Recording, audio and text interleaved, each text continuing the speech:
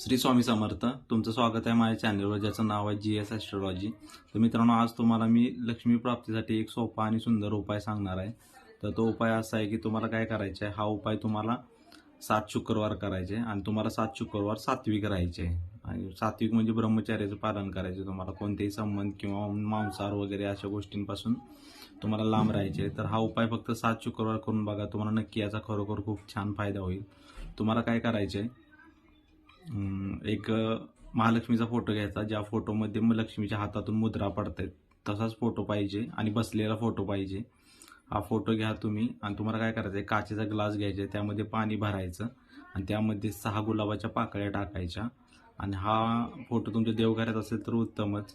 देवघरामध्ये ते पाणी डाव्या हातात तो ग्लास पकडायचा आणि उजव्या हाताने त्याला झाकायचा आहे.